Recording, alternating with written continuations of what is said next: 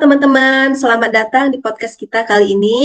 Kenalin, saya Siti Rahma Mutiara, dan di episode kali ini kita akan bahas topik yang menarik banget nih dengan judul Istirahat Bisa Nanti, Pelayanan Harus Tetap Jalan, Bela Negara versi Imigrasi. Dari judulnya aja udah cukup menggambarkan nih bagaimana ada semangat pengabdian dan pengorbanan di balik pelayanan publik khususnya di lingkungan imigrasi.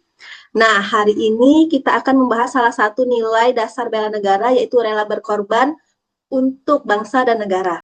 Dan hari ini aku ditemani oleh Nurul Hidayah sebagai narasumber. Halo Nurul, Halo Kak. boleh nih kamu perkenalan dulu biar teman-teman yang lain bisa kenal sama kamu, Nurul. Oke baik. Sebelumnya perkenalkan saya Nurul Hidayah. Saat ini sedang menjalankan peran sebagai CPNS di kantor imigrasi Palembang. Aku senang banget nih bisa sharing cerita dan pengalaman di podcast kali ini. Apalagi dengan topik yang menurut aku tuh sangat dekat banget dengan keseharian kita sebagai pelayan masyarakat. Oke, Nurul boleh cerita nggak apa sih keseharian kamu di kantor itu? Aduh, kalau cerita keseharian aku tuh banyak banget di pelayanan paspor, Kak. Jadi ketemu Hmm, langsung dengan masyarakat, kadang bantu proses paspor juga, dan memastikan semuanya itu harus berjalan dengan lancar. oke Nurul, kayak menarik ya. Sekarang kita Hmm. masuk ke topik pembahasan nih. Menurut kamu, apa sih sebenarnya makna dari rela berkorban untuk bangsa dan negara? Nah, kalau menurut aku, makna rela berkorban itu sebenarnya lebih luas sih dari apa yang sering kita bayangkan. Selama ini mungkin kita berpikir bahwa rela berkorban tuh harus sesuatu yang besar ya, seperti misalnya ikut perang. Padahal di kehidupan sekarang, makna itu lebih ke bagaimana kita bisa mengesampingkan kepentingan pribadi demi kepentingan yang lebih besar, yaitu kepentingan untuk masyarakat, bangsa, dan negara. Dan yang paling penting itu pengorbanan itu nggak selalu terlihat besar. Kadang justru hal kecil yang kita lakukan secara konsisten itu punya dampak yang besar. Misalnya nih, kita nahan rasa malas untuk tetap kerja dengan baik, walaupun kita sebenarnya sedang capek atau punya masalah pribadi.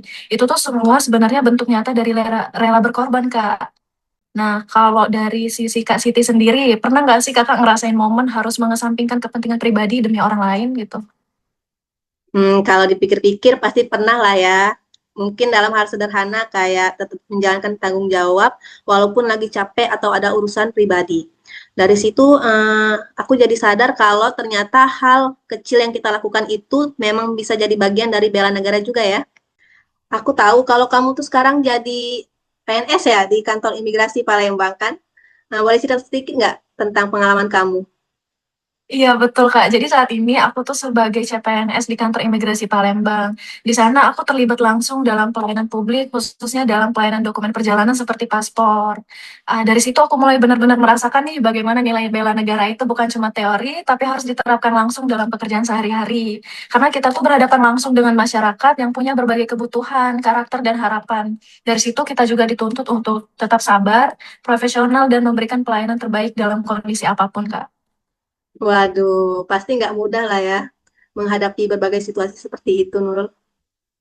Iya, jujur nggak selalu mudah karena ada kondisi di mana kita tuh capek, pelayanan sedang rame, atau ada tekanan dari berbagai sisi. Tapi Mm, disitulah nilai rela berkorban kita benar-benar terasa, Kak. Oke. Aku sempat dengar kalau di kantor imigrasi Palembang itu ada inovasi pelayanan yang menarik. Boleh diceritain nggak dikit? Iya, Kak. Jadi di tempat kami itu ada salah satu inovasi yang namanya Belida. Jadi Hmm. Belida itu adalah singkatan dari Beri Layanan Keimigrasian Tanpa Jeda. Inovasi ini tuh dibuat untuk memastikan pelayanan tetap berjalan tanpa henti termasuk di jam istirahat sekalipun. Waduh, berarti tetap jalan walaupun istirahat. Iya betul Kak, khususnya di Hmm. bagian wawancara paspor. Petugas tuh ada jadwal piket yang gantian, jadi ketika sebagian istirahat tetap ada petugas lain yang standby melayani. Jadi masyarakat nggak perlu nunggu lama atau merasa pelayanan itu terhenti. Kalau dilihat dari sisi petugas, pasti butuh komitmen banget ya.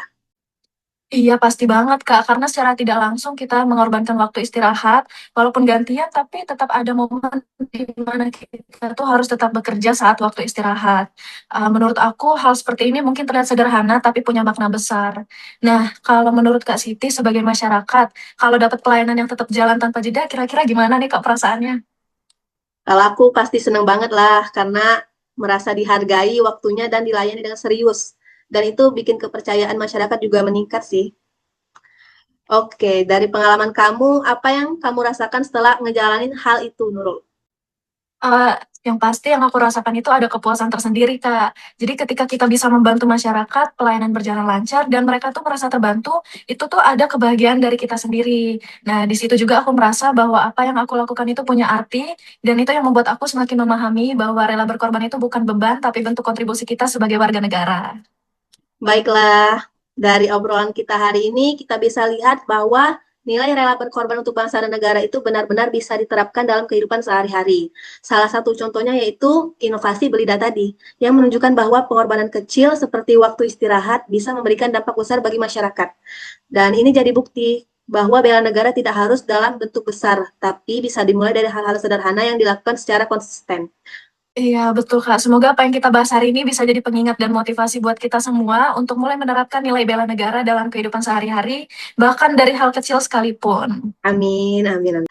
Oke, terima kasih Nurul atas waktu luangnya hari ini udah mau sharing-sharing nih sama kita. Baik, sama-sama, Kak. Dan untuk teman-teman lain, terima kasih udah menyaksikan podcast kita dan ditunggu episode-episode selanjutnya. Bye-bye. See you Nurul. Kak.